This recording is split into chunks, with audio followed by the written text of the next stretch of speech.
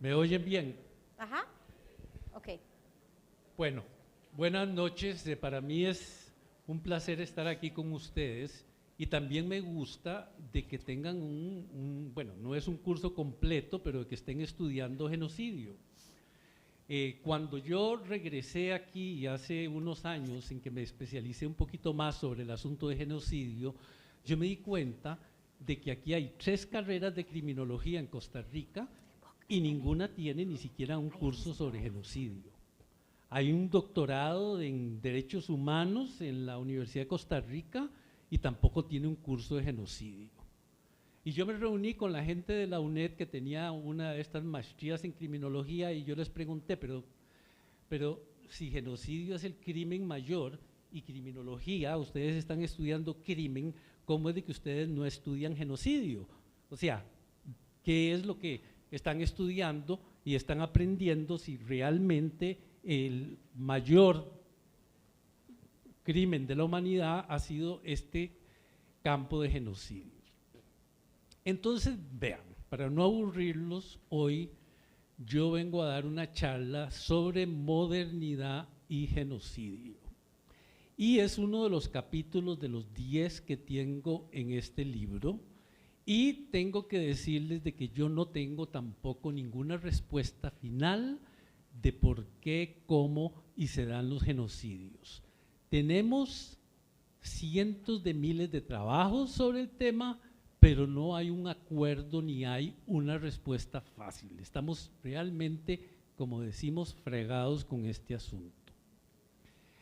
Ahora, quiero empezar dándoles un ejemplo porque ustedes están en alguna forma estudiando la razón y estudiando la retórica, y quiero este sencillo ejemplo, es con lo que yo pienso empezar. Tengo una amiga mía que cuando iba Manuel Antonio se fijaba siempre en los grupos de turistas que van ahí y van a ver los monos en los árboles ahí en Manuel Antonio. Básicamente a los gringos los engañan y les dicen que todos esos monos son naturales de ahí. Yo creo que esos monos vienen de algún otro lado, que no son de Manuel Antonio, ni tampoco les dicen de que los monos se roban las billeteras y las cámaras y seguro deben tener un mercado libre en que luego cambian eso por bananos, no importa. El asunto con los monos es de que ustedes van a ver 30 gringos y a un guía turístico, y el guía turístico les está diciendo, vean a los monos, vean a los monos, vean a los monos, y básicamente los gringos no pueden ver los monos. No hay manera que puedan ver el árbol y darse cuenta que hay un mono o varios monos ahí.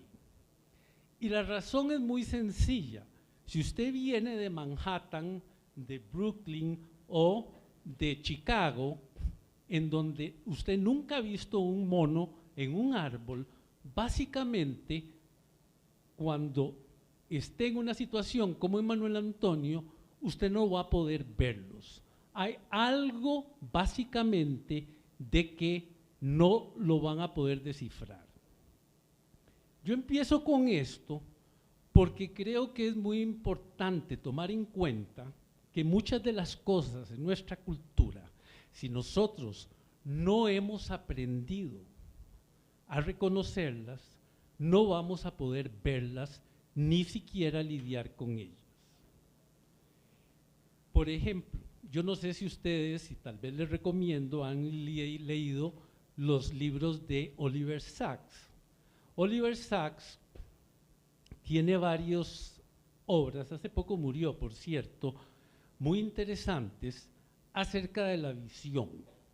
Nosotros creemos de que lo que vemos está allá afuera y básicamente es la realidad. Si nosotros lo vemos es porque en alguna forma está ahí. ¿Okay? Es una de las cosas que asumimos acerca del conocimiento y de nuestras realidades. Bueno, lo que nosotros sabemos es que la vista es como el lenguaje. Existe un periodo en que de los 6 meses a los 3 años nosotros aprendemos a hablar y aprendemos a ver. Pero si por alguna razón el lenguaje no está ahí, nosotros no vamos a aprender a ver tampoco. En otras palabras, Oliver Sacks demuestra que muchos de los ciegos que nacieron ciegos y que por alguna razón les devuelven la vista, una vez de que empiezan a ver, piden volver a la ceguera, porque no pueden lidiar con la luz, con el espacio, ni con los objetos. En otras palabras, para ver necesitamos lenguaje, y sin lenguaje no vamos a poder básicamente ver nada. Eso pasa también con la orientación sexual, ya que esto es un tema que está ahora muy vigente y ya me han dicho que ustedes están leyendo algo de sexo.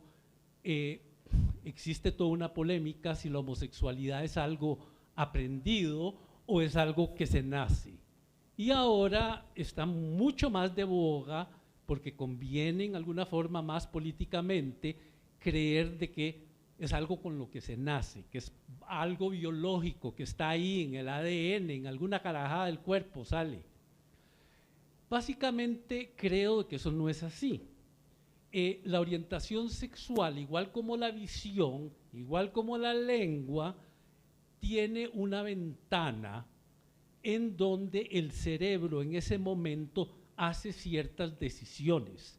Y entre esas decisiones está lo que nosotros conocemos como interés sexual, cómo se fija en una persona del mismo sexo o una persona del otro sexo o lo que sea. Y esa ventana se cierra ya por ahí de los 5 años y no se puede volver a abrir. Y por el otro lado, son decisiones inconscientes. No tenemos acceso al inconsciente, no sabemos cómo trabaja, tenemos ciertas teorías, pero básicamente el inconsciente es un territorio, gente lejano para cada uno de nosotros. ¿Ok? Eso es lo primero que quiero decirles. Y luego vamos a darles otro ejemplo de Costa Rica, porque yo quiero meterme ahora en el campo de la modernidad. Cuando nosotros pensamos en modernidad, tenemos que pensar que estamos hablando de un paradigma básicamente distinto. Y les voy a dar un ejemplo para que con el ejemplo empecemos a pensar en paradigmas. Y ahora les voy a preguntar si alguien tiene la menor idea de lo que es un paradigma y cómo funciona. Y si no saben, los voy a reventar a todos porque ya hablé con la rectora y todos se van a quedar si nadie me contesta. Entonces vamos a hablar del tema de las prostitutas en San José. Un tema interesante. Les voy a decir por qué. Existe un libro de Iván Molina que se llama El paso del cometa. Es una serie de artículos sobre la Costa Rica de principios del siglo XX. Y ellos, aunque son muy buenos historiadores, no son muy filósofos y no conocen muy bien los paradigmas. Pero los trabajos son muy interesantes, a mí me llamó mucho la atención. Y él lo que describe es que en 1909, por ejemplo, la prostitución era legal, ¿ok? Uno iba a la Municipalidad de San José y uno sacaba un permiso para ejercer la prostitución. De aquí no hay nada raro. Y básicamente le daban un permiso y luego, según el artículo, cuando querían dejar la prostitución, iban a la municipalidad y se desinscribían como prostitutas. Y lo hacían ya cuando se querían casar. ¿Ok? Estoy hablando de la Costa Rica premoderna.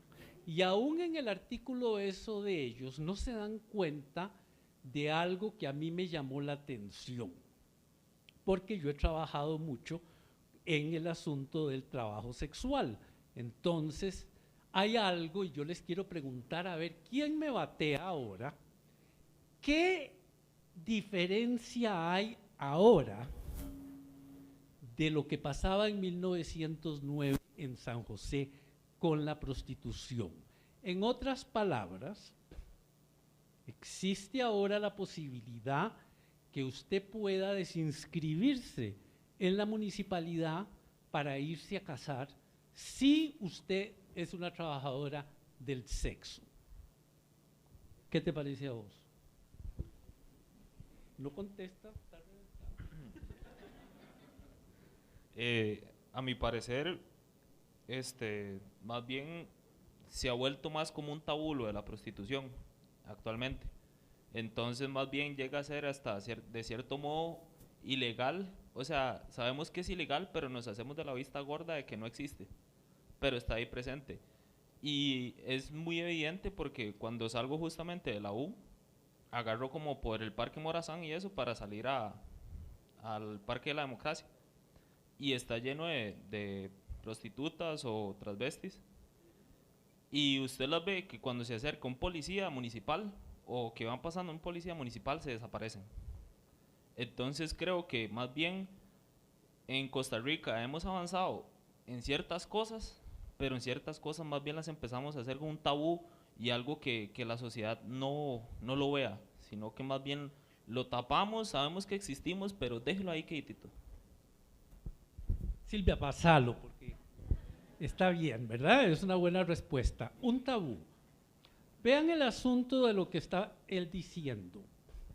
Nosotros creemos de que estamos siempre progresando, de que estamos más avanzados ahora, somos más tolerantes, somos más, o sea, aceptamos más la cuestión gay, estamos más en el siglo XXI y todo esto. Pero si ustedes se ponen a pensar, en realidad, hoy día, la prostitución y la prostituta se ha convertido en un ente psicológico. Ahora ella tiene un pasado, un presente y un futuro. Y es muy difícil que una trabajadora del sexo, del rey, que estás hablando de toda esa área, se vaya a casar, porque el estigma es muchísimo mayor. Entonces, entre la Costa Rica de 1909 y la Costa Rica de hoy en día, hay una diferencia entre lo que es premodernidad y lo que es modernidad. ¿Qué es la premodernidad? En la premodernidad no existía la idea de la psicología, no existía la idea de que las personas eran caracteres psicológicos con pasado, presente y futuro. Lo que existía era la idea de la práctica. Era la práctica lo que era pecaminoso. En otras palabras, si usted dejaba de practicar, si usted dejaba de hacer la prostitución, no había un pasado y un estigma y un tabú que lo perseguiría toda la vida. Esta es una diferencia en el caso de la prostitución para hacer esta clase más interesante.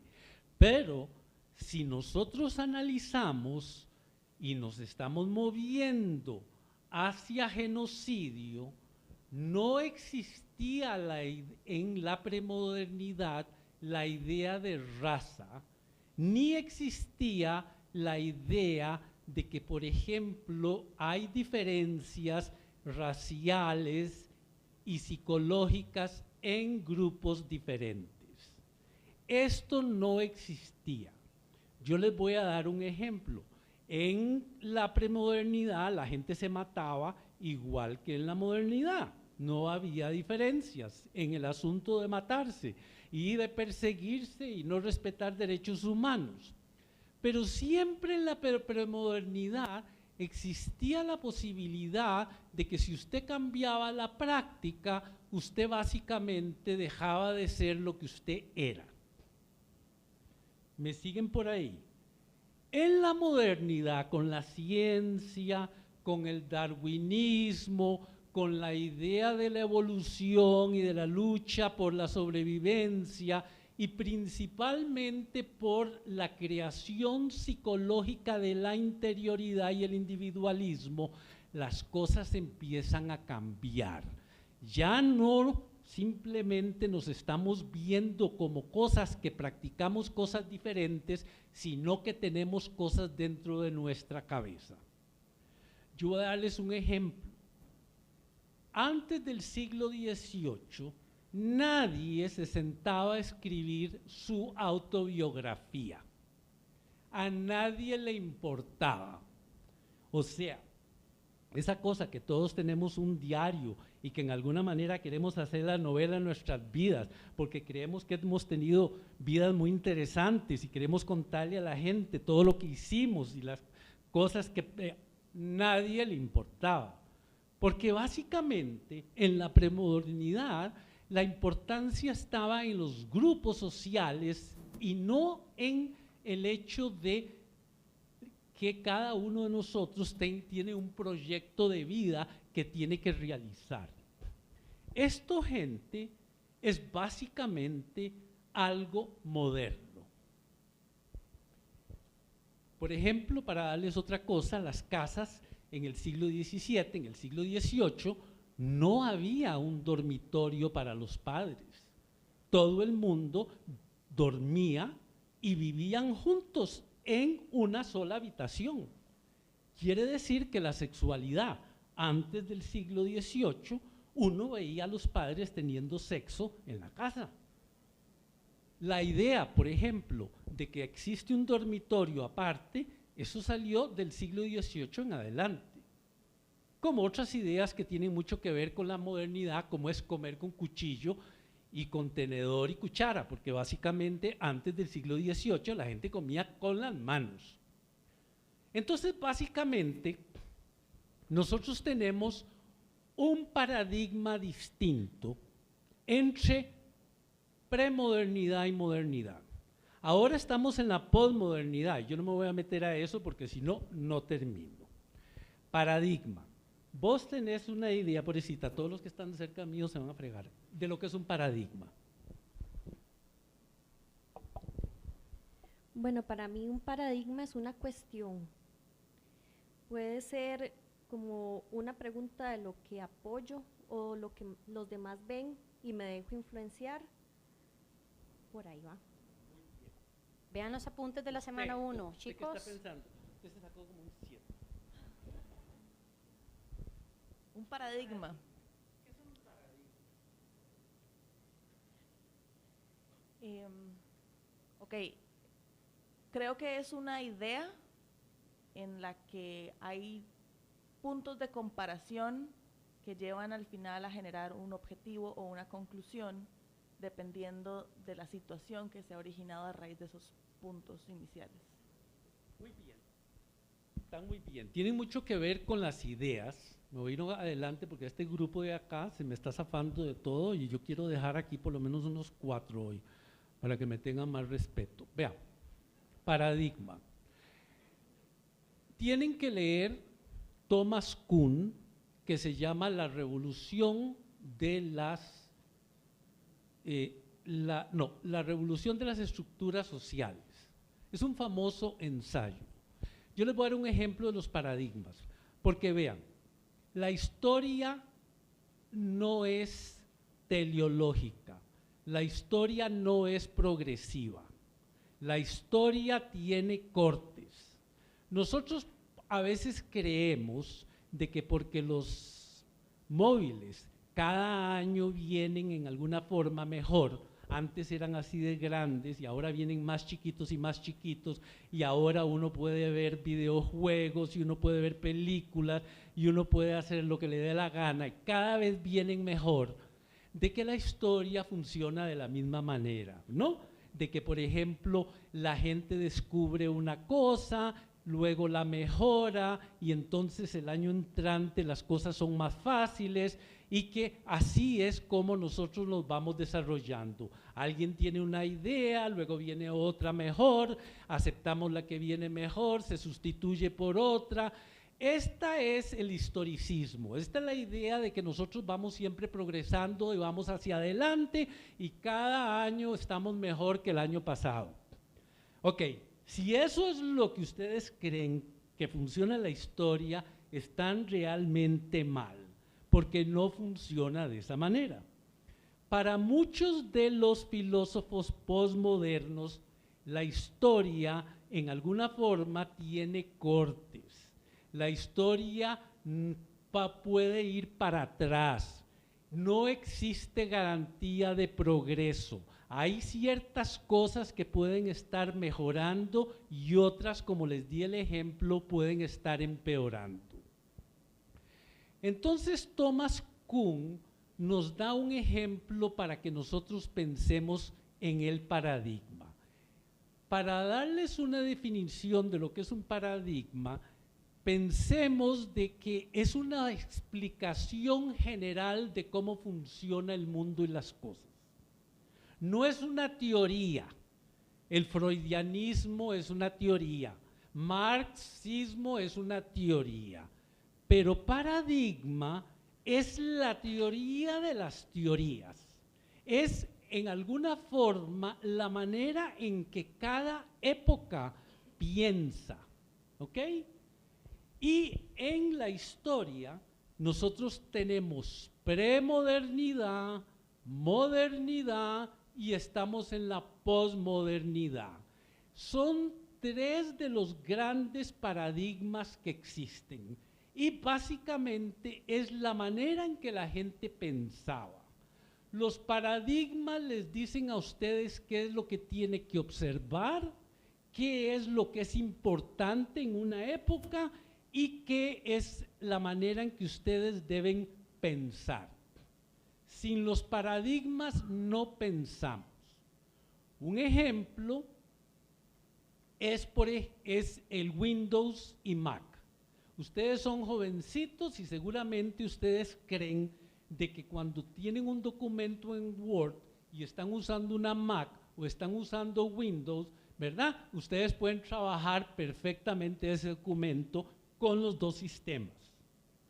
Pero yo, que tengo un poquito más de años que ustedes, me acuerdo cuando Macintosh y Windows no se comunicaban.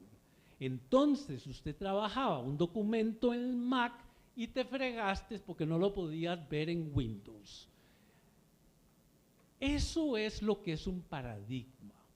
El paradigma es una serie de instrucciones que nosotros tenemos en la cabeza para la forma en que debemos analizar el mundo. Y básicamente, si alguna información no está en ese paradigma, nosotros no lo vamos a poder entender.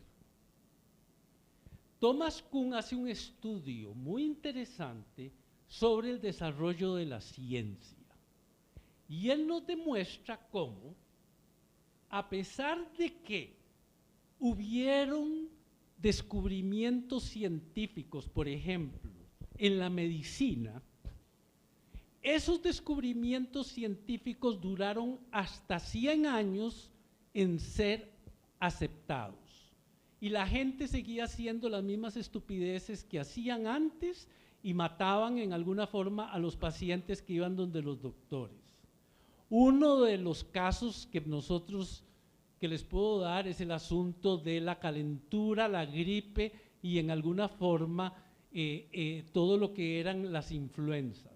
La gente moría como moscas en la premodernidad, aún hasta los años de 1900, por las gripes, las influencias y los virus. La idea que tenían en la premodernidad era de que si usted tenía calentura, significaba que su sangre estaba caliente. Y para enfriar esa sangre, simplemente le ponían sanguijuelas o lo desangraban para bajar la temperatura. Claro que más gente moría con ese tratamiento de la que podían salvar porque era una gran estupidez.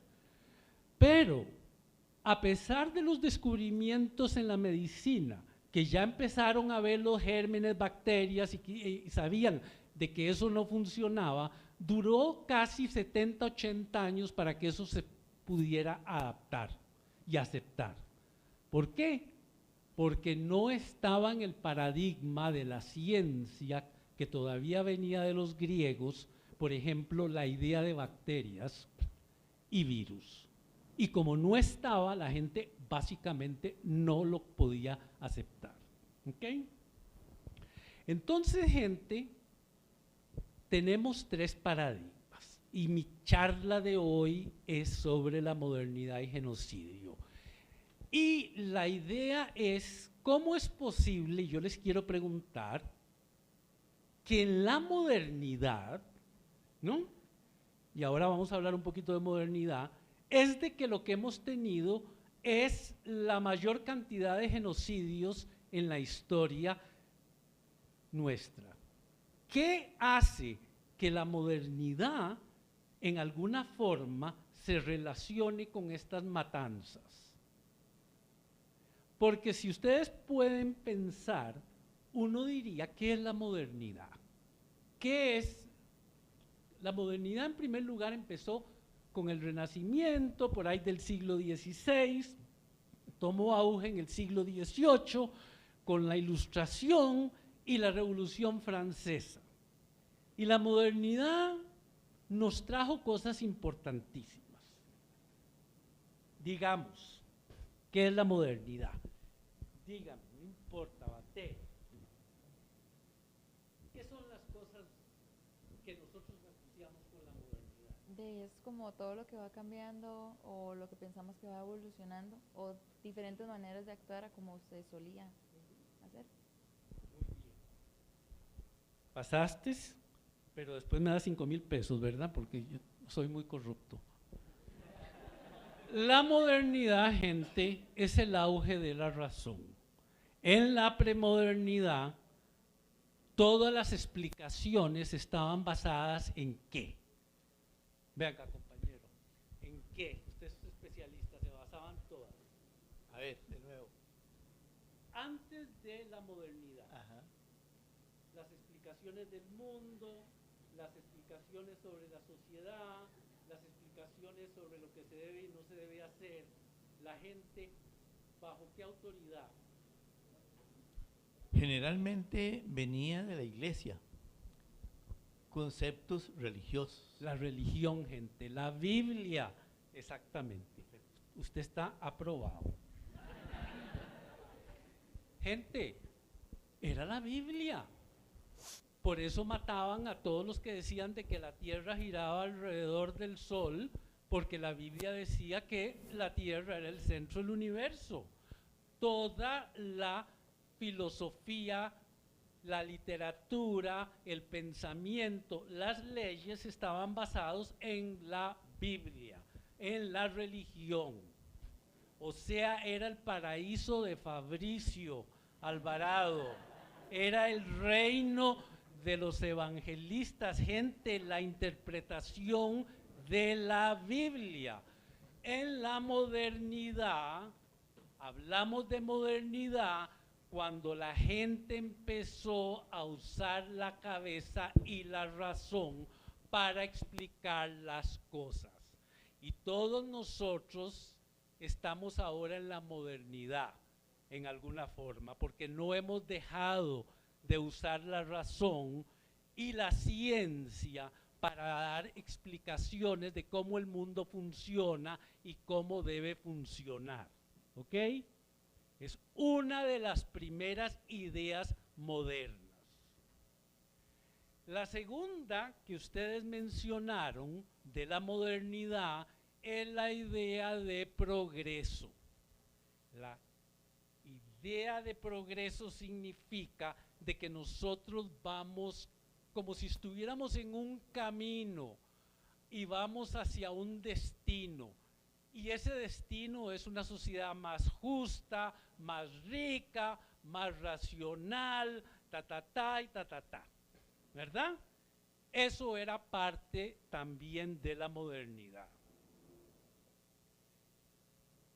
Otra de las ideas que vienen con la modernidad es la economía.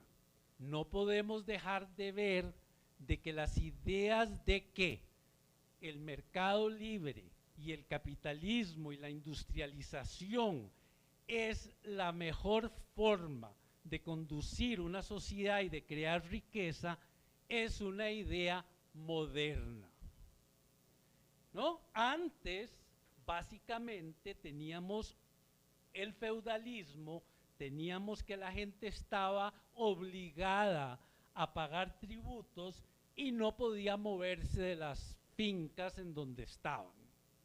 Entonces, el libre comercio, la movilidad económica, el capitalismo, también son formas, obviamente, de modernidad. Otra que ya les mencioné es el individualismo. El hecho de que nosotros, cada uno de nosotros somos un proyectito de vida y que ustedes tienen la obligación en alguna forma, ¿no?, de hacer elecciones y de hacer un buen proyecto de vida. En que esa carajada nos hace todos sentir culpables porque en alguna manera, ¿verdad?, si no conseguimos las metas que en alguna manera nos han trazado o que nos han dicho, vamos a considerar fracasados. Y entonces básicamente esa es una arma de doble filo, pero eso es también parte de la modernidad. Y lógicamente todo el desarrollo cultural que viene asociado con la libertad de pensamiento, la democracia, es otro de los principios de la modernidad, ¿ok? Y eso en alguna forma imperó en el occidente hasta 1945. Y en 1945 pasó algo en que ya la modernidad empezó a perder adeptos y entró también en crisis y empezó la posmodernidad, el tercer paradigma del que estoy hablándoles. Ahora sí, otra víctima, que es la posmodernidad.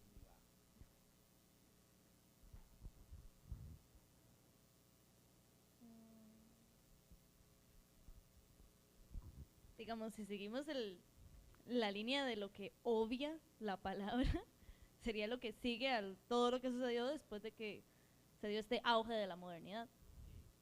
Pero ¿por qué crees vos, en alguna manera, algo pasó? Si es posmodernidad es que ya no somos más modernos, ¿no? Ya hay algo ahora que no es moderno. En el pensamiento y en la cultura. Hay un rompimiento. ¿Qué sería? ¿Por qué? 1945, sí, ¿verdad? Eso no es una fecha como muy pateada, porque en realidad no podemos poner una fecha. En realidad no es el año exactamente el 45, después de la Segunda Guerra Mundial. Exacto, a eso voy. No tiene, digamos, supongo que después de la Segunda Guerra Mundial todo eso tuvo que haber traído ciertas consecuencias para que la modernidad se estancara y después de eso viene toda la Guerra Fría y demás. Exactamente, tiene que ver con la Segunda Guerra Mundial y tiene que ver con el tema que yo estoy hoy aquí, que tiene que ver con genocidio. El genocidio en la cultura europea y en Occidente marca el inicio de la posmodernidad. En la posmodernidad tenemos ya un paradigma diferente, ¿ok? El primer asunto que tiene que ver con este corte es el genocidio. Porque el genocidio, en alguna forma, en la manera que se dio en Alemania, terminó con la esperanza de que la modernidad siempre nos iba a llevar a más progreso, a más derechos humanos, ¿no?, y a una sociedad mejor. Si han leído algo de genocidio, decime por qué crees vos de que el genocidio en alguna forma hace que este paradigma de la modernidad empiece a romperse.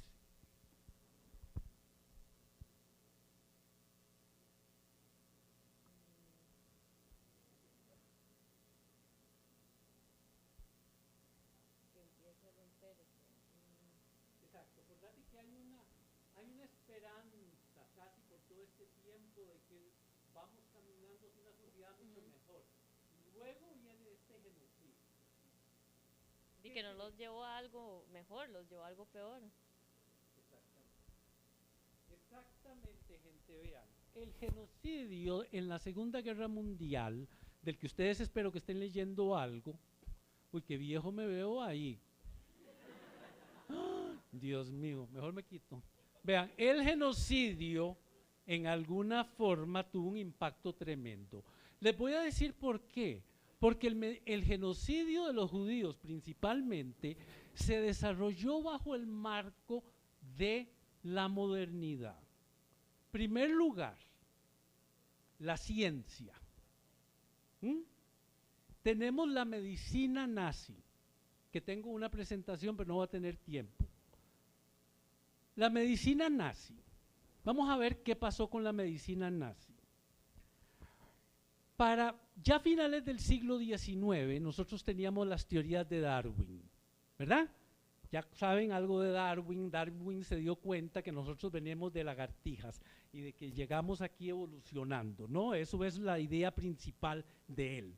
Él empezó a darse cuenta, por los fósiles, de que nosotros venimos de peces que salieron del agua hace, yo no sé, 40.000 millones de años y llegamos más o menos aquí, y luego lo peor que dijo es de que algunos primos nuestros eran monos que andan por ahí de rabo y que nosotros somos familiares cercanos de estos. Esto era una idea en Europa completamente revolucionaria, pero la ciencia ha probado de que tiene razón. Con los fósiles hemos visto de que hay evolución.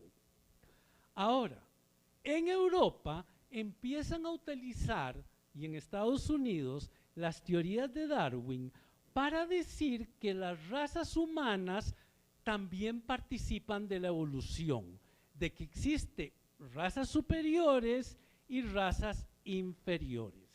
Y las razas inferiores básicamente están, como se dice, robando oxígeno, y que en alguna forma, por ser más débiles, como los animales débiles que se perdieron en la evolución, esas razas en alguna forma deberían desaparecer.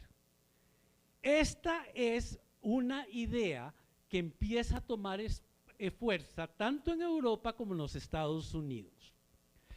Les voy a dar un ejemplo. Si ustedes estuvieran ahora estudiando psicología o medicina en la Universidad mía de Columbia, ¿verdad? Para darles un ejemplo, en 1908, ve, ahora yo me estoy viendo por detrás y tampoco me gusto, pero bueno, 1908 estarían llevando un curso de frenología. Y básicamente frenología era la carrera más importante en el campo de la medicina y de la psicología. Daba doctorados en frenología. ¿Sabe usted lo que es frenología? Este está aplazado. ¿Qué es frenología? No importa, porque casi nadie sabe. Vamos a ver si la rectora sabe, y si no la dejo. Yo soy incorruptible. ¿Qué era la frenología? La teoría de la frenología decía que habían partes del cerebro que se relacionaban con, por decirte, con ciertas enfermedades. Entonces, sí, que si la nariz, que si tenían el ojo más grande, que si tenían una bomba aquí atrás, entonces eso significaba que tenían ciertas características, ¿verdad? Perfecto, por ahí iba. Está aprobado. Qué buena rectora tienen. Qué dicha. Sí, sí, la voy a probar. La frenología era el estudio del cráneo humano.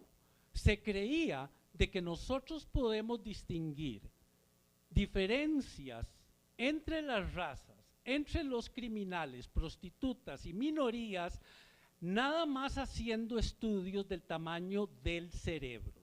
Ahora, ustedes se pueden reír de esto, ¿verdad? Ustedes pueden decir, pero qué estúpidos, pero ¿cómo pensaban? O sea, ¿cómo les ocurrió una estupidez de estas? Pero yo les estoy hablando de que esta era una carrera con tesis doctorales. Alguna idiotez encontraban para poder hacer una tesis y graduarse. Y era la carrera de más prestigio que había. Obviamente sabemos hoy de que el tamaño de la jupa nuestra no tiene nada que ver con la inteligencia ni nada por el estilo. Pero esto era del darwinismo social, era básicamente, y vean, no se rían, porque les voy a decir una cosa, hoy, para ponernos en nuestra época, en la querida Universidad de Harvard, ¿no? Con la nueva área de especialidad que se llama sociobiología, ahora se llama psicología evolucionaria, han descubierto que los cerebros de las mujeres, la misma estupidez que venían diciendo de hace 200 años, y los de los hombres funcionan de manera distinta. Usando los brain scans, que son como análisis de cuáles partecitas de la jupa suya se encienden y se apagan cuando usted está haciendo diferentes tareas, encontraron de que los hombres somos como mejores en las cuestiones como de matemáticas y de toda esta paja, y que las mujeres son mejores en el área de psicología y que tienen más que ver con percepción y con todo. Y la Universidad de Harvard ha decidido de que van a separar de nuevo los niños de las niñas, porque básicamente hay que estimular las cosas que son naturales a los dos sexos. Entonces están llegando a ideas parecidas a las que había con el darwinismo social. Tengo que decirles que esto es pura paja, y me invitan a un curso y después podemos criticar toda esta ciencia de la evolución psicológica. Pero les estoy dando un ejemplo porque de ahí, en Europa, entonces era muy fácil pasar a lo que era de que existen razas inferiores y razas superiores. Y este es el primer argumento que en alguna forma el nazismo y este darwinismo nos vino a traer como antecedente del genocidio. Y básicamente en Alemania, quiero decirles una cosa, el primer paso que hacen son las esterilizaciones forzosas. Y aunque no lo creamos, el país que más esterilizaciones forzosas hace a los negros y a los latinos de 1900 a 1930 es en Estados Unidos. Más de 500.000 de personas son esterilizadas porque se consideraban de que eran de raza inferior. Por ahí empezaron. De ahí Hitler toma muchas de estas ideas y empieza a hacer lo mismo en Alemania. El primer programa empieza antes del 39, desde el 36, cuando deciden empezar a esterilizar a los que ellos consideraban personas con problemas mentales. Obviamente que personas con problemas mentales empezó a incluir más y más grupos.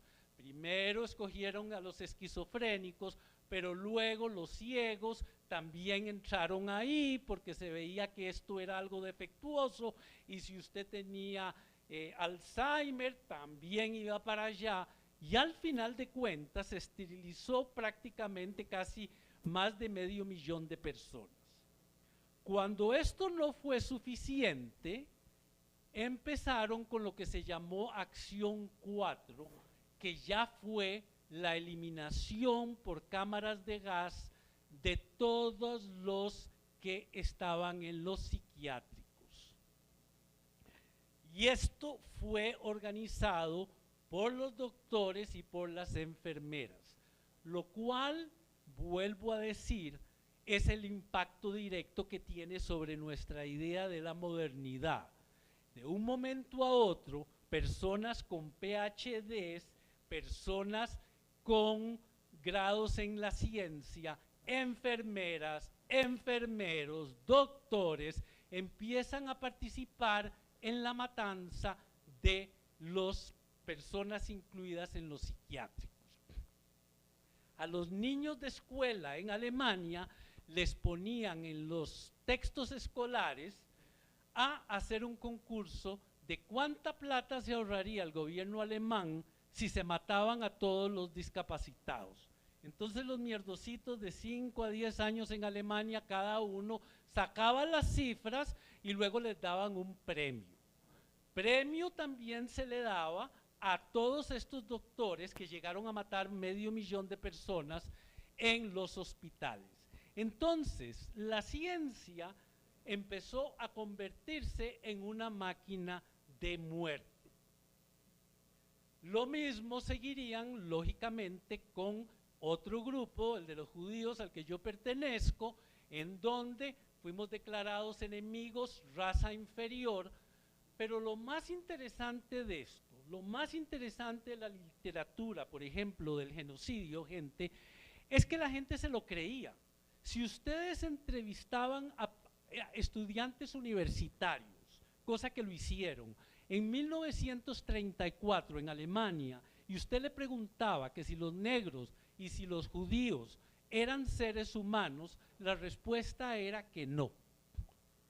No era veneno, no era solo odio, que sí lo había, sino que era básicamente que se lo creían.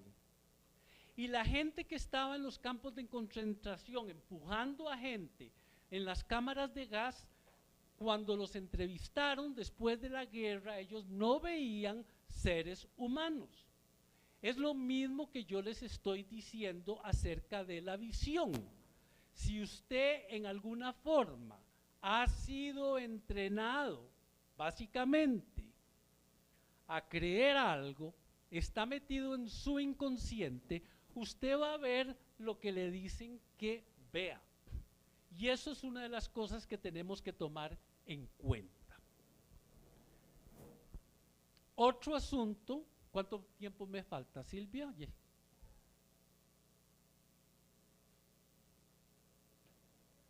Minutos. Ok, no vamos a poder ver nada. Bueno, yo creo un solo video. Algo más sobre la posmodernidad que ustedes deben saber. La diferencia entre modernidad a nivel de crítica y de filosofía y de psicología, de lo que más quieran, y la posmodernidad tiene que ver con el lenguaje. ¿Ok? Y aquí nos estamos metiendo ya en la ideología de género y con Fabricio y con todo el asunto. Vean, en la época moderna, la visión del lenguaje era que es un instrumento objetivo. Y ustedes y yo también en alguna manera somos muy modernos, porque todos nos han dicho que hablando nosotros nos vamos a arreglar. ¿Te han visto eso? Ustedes ven las Kardashians, por ejemplo. Las Kardashians todo el tiempo están en alguna forma diciéndonos de que si nos sentamos a discutir y si hablamos, nosotros vamos a resolver todas las cosas. Y yo sé que en su vida romántica, cuando ustedes cometan el error de casarse y de tener pareja y todo el asunto, ustedes van a creer de que si se sientan con la pareja y hablan, van a solucionar todos los problemas. La visión en la modernidad del lenguaje era que es un instrumento que nos sirve para comunicarnos y para representar el mundo que está allá afuera. En la posmodernidad, el lenguaje ya no es visto como algo objetivo, no es visto como neutro, no es visto como ni siquiera el instrumento que nos va a salvar de nada. En la posmodernidad, el lenguaje es visto como un instrumento para construir la realidad que vivimos. El lenguaje nos construye como personas. Nosotros somos resultado de juegos de lenguaje. Por más que ustedes quieran creer de que ustedes piensan de esta manera y que piensan de otra manera, eso es paja. Nosotros somos como loras que repetimos un montón de mensajes que hemos oído y oído y oído, porque nosotros el lenguaje nos viene. Nosotros no usamos el lenguaje con libertad, porque el lenguaje no da libertad. El lenguaje es una cárcel que nos impone. Y la realidad, gente, es una construcción del lenguaje. Lo que está allá afuera, que ustedes creen que está allá afuera, es una construcción social, es algo construido. No hay nada ahí afuera más que lenguaje y juegos de lenguaje. Esto es uno de los cambios importantes con la posmodernidad. Es el escepticismo de lo que oímos, de lo que decimos y de lo que en alguna manera podemos hacer en la sociedad. Y para terminar con este punto de la posmodernidad, somos prisioneros de la época en que vivimos. No nos podemos zafar, no hay un punto independiente donde nosotros podemos decir, ay, esto es la realidad, así son las cosas. Porque para la posmodernidad son todos juegos de lenguaje. Ahora, ya para ir terminando, existen una serie de trabajos de psicología en que tratan de explicar en alguna manera el por qué nosotros podemos de un momento a otro empezar a matar a un grupo específico. Estos estudios del campo de la psicología vienen de una concepción en alguna forma moderna. Y lo que nos tratan de mostrar, pero también nos tratan de mostrar la importancia que tiene en la modernidad la autoridad y el lenguaje. Les voy a dar uno, se llama el experimento de Milgram, que ustedes deberían verlo, está en YouTube. ¿Vos lo has visto que estás asintiendo? ¿De qué se trata? Contanos.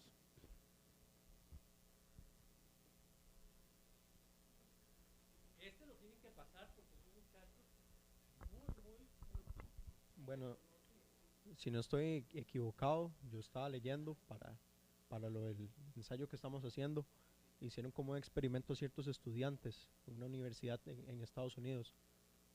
No recuerdo bien el experimento, pero lo que me acuerdo era como que pusieron a ciertos estudiantes, ya me congelé porque lo estoy como, ajá,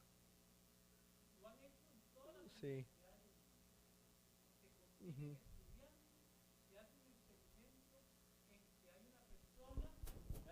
Ah, ok.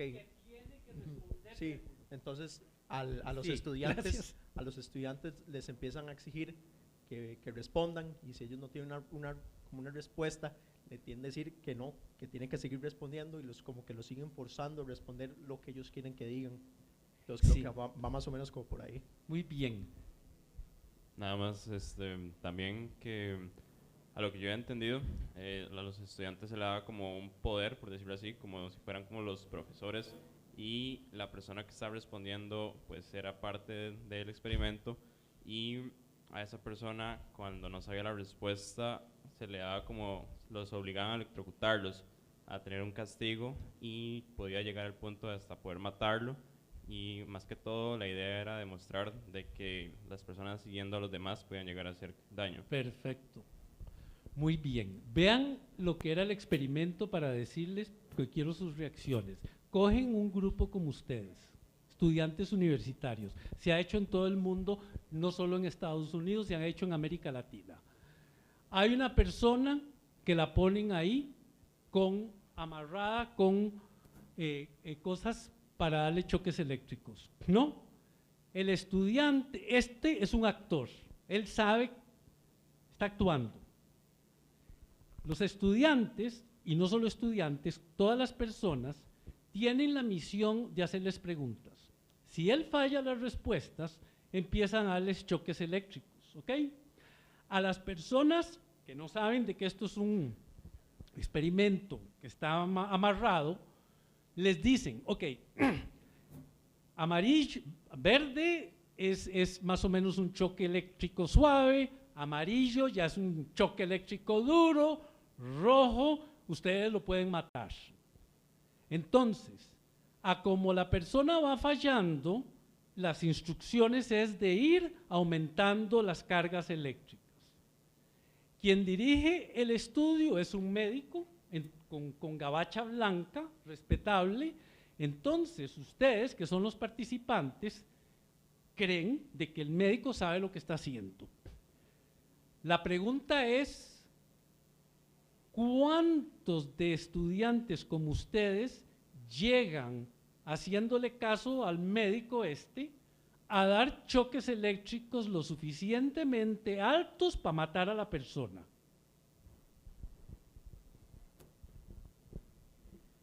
Ok, yo digamos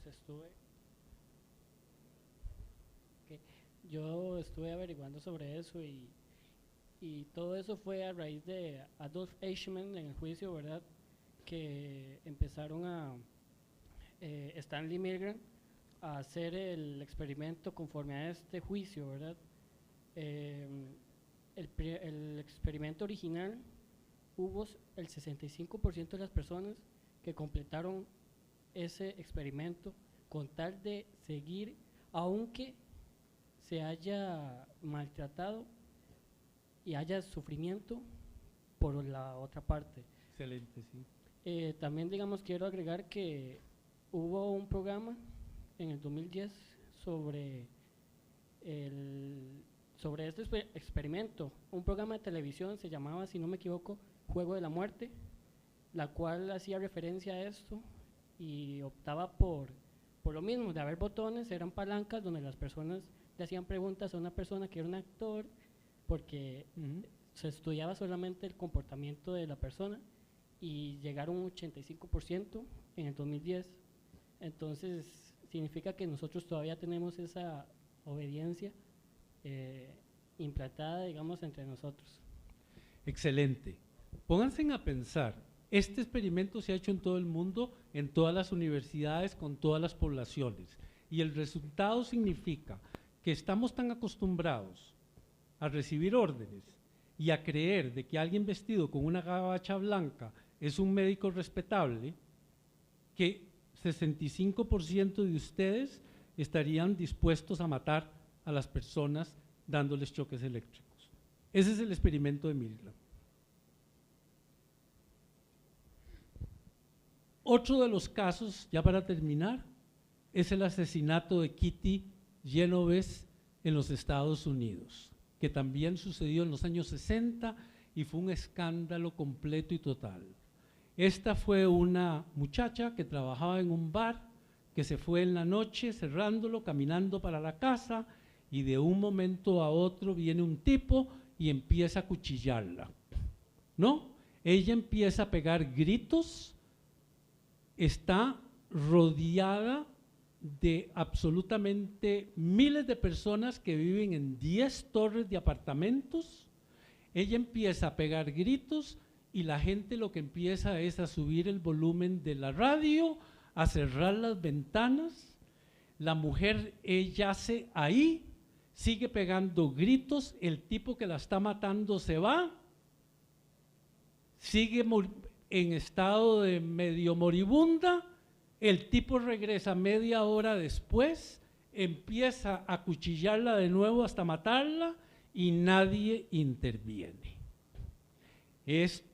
Otro caso, ha sido usado para demostrar de que, por ejemplo, la gente en una sociedad moderna no se quiere involucrar, que eso es lo que pasa cuando se están dando los genocidios, que es mejor ver para otro lado, que el asunto yo no la conozco, yo no hago nada ni nada. Muchos de estos estudios han sido cuestionados. Y ya para terminar, yo sí quiero, porque yo no creo en nada de esto, me van a tener que invitar otra vez para que yo les diga por qué estos estudios en alguna manera no se pueden utilizar. ¿Crees que puedes poner el video de la ambulancia? Hay un video de la ambulancia que yo quiero que vean. Y para terminar la charla con él, mientras nos ponemos, hay algunas preguntas o comentarios. No me digan que no tienen nada que comentar. No me voy hasta que alguien pregunte, aunque sea una idiotez. Dudas. ¿Les queda por lo menos claro lo que son paradigmas? ¿Quién? Ay, yo estoy solamente como ahí en el medio.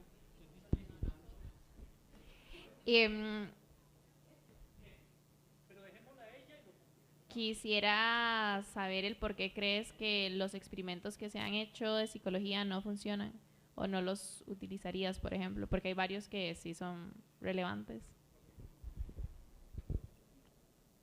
Por eso quiero mostrar esta película y yo después te respondo, precisamente por eso.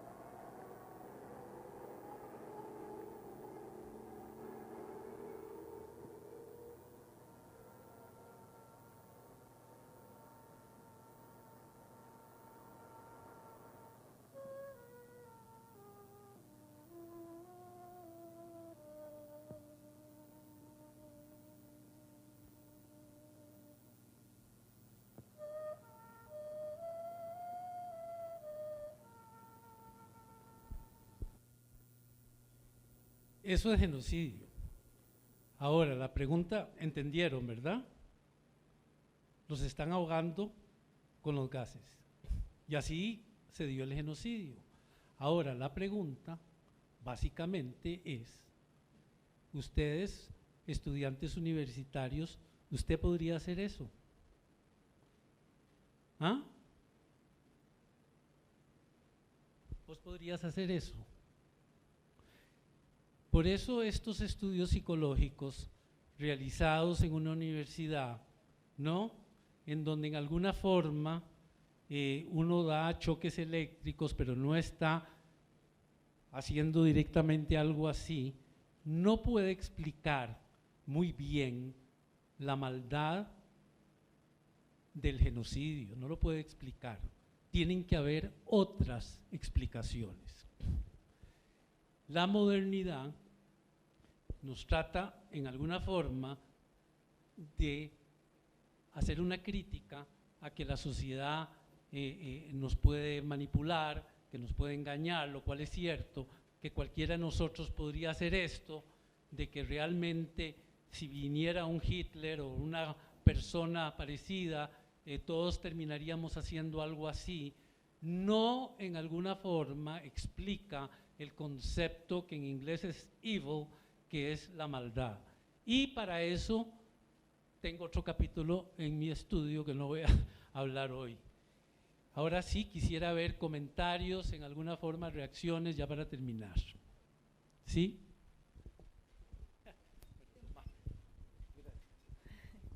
Gracias. A nosotros, ya en nuestra edad, y nosotros como jóvenes, nosotros no vamos a entender. O sea, podemos leer y podemos ver películas, documentales acerca de todo lo que pasó, todo lo que ha pasado, y no vamos a entender, porque no estuvimos ahí. Entonces, no sé, mi mamá me explicaba acerca de Sandino y Somoza en su época, y yo digo, wow, qué increíble, pero no lo voy a entender porque no lo viví. Entonces, ¿cómo sería la comunicación correcta para darlo a una siguiente generación que no hemos sufrido como lo sufrieron las generaciones anteriores?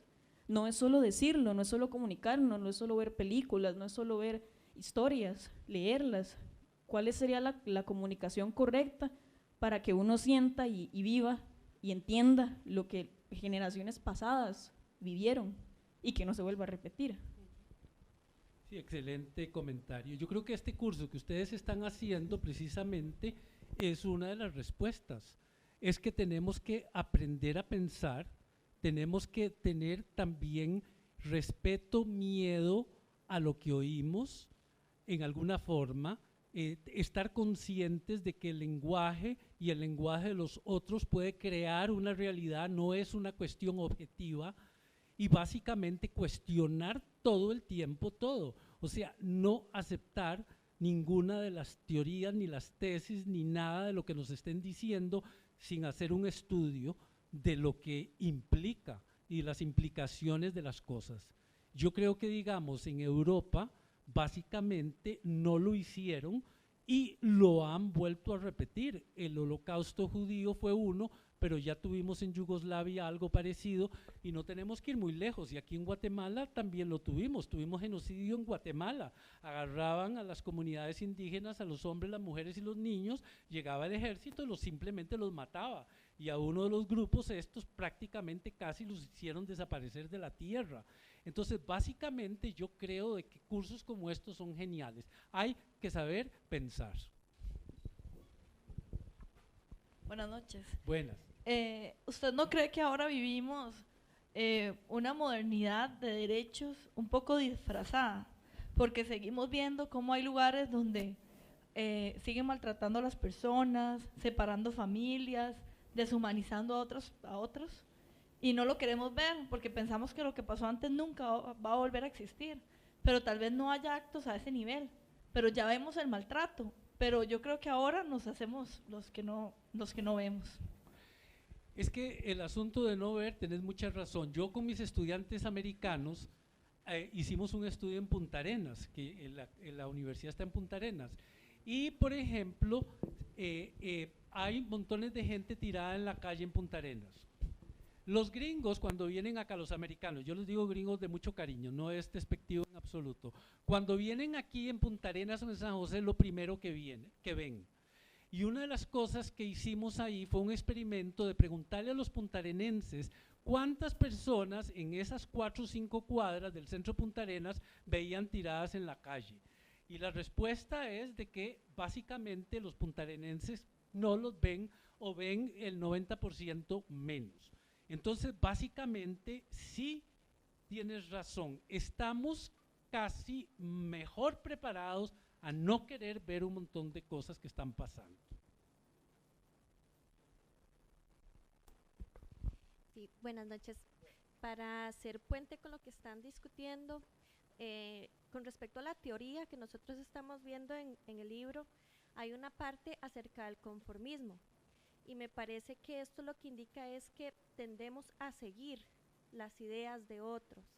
Trae un ejemplo en que unas personas empiezan a correr, bueno, una porque iba tarde, entonces ya el otro lo ve corriendo, entonces empieza a correr y así todo el mundo empezó a correr y no sabían ni por qué. Entonces eso es lo que tenemos que tener cuidado y la importancia de este curso y de una conferencia como la que usted nos viene a dar, de no dejarnos que nos vendan esas ideas y hacer lo que todo el mundo hace, que es volver la vista a donde no nos gusta ver. Yo quisiera darle la oportunidad a una sola persona más porque ya se nos acabó el tiempo. Y es muy tarde. Y no dejar de poder agradecerle el tiempo que usted estaba acá. Vamos con una sola última y hacemos el cierre, por favor. Bueno, mi pregunta, estaba viendo una entrevista de usted hace unos años y estaba comentando acerca de que aquí la información, digamos, situaciones muy dolorosas no llegan al occidente. Y usted da un ejemplo como los musulmanes una vez estaban, violaron a una egipcia cristiana. Entonces mi pregunta es esa, ¿por qué esas situaciones de tanta magnitud no llegan a veces no nos afectan aquí en el occidente? Mira, yo creo que es puro, para terminar, racismo. En el Congo y en Sudán, en este momento, se están dando masacres masivas de personas negras. En el Sudán está dividido entre los árabes y los negros. Los árabes están matando a los negros y básicamente en Occidente eso no es noticia. Pero si una chiquita blanca y rubia básicamente se quiebra una uña en París, está en primera página. Yo creo que tenemos que tener eso en cuenta, ¿no? Realmente en Occidente, si no sos blanco, no sos noticia, con muy pocas excepciones. Bueno, gente, muchísimas gracias. Muchísimas gracias, doctor. Muchas gracias.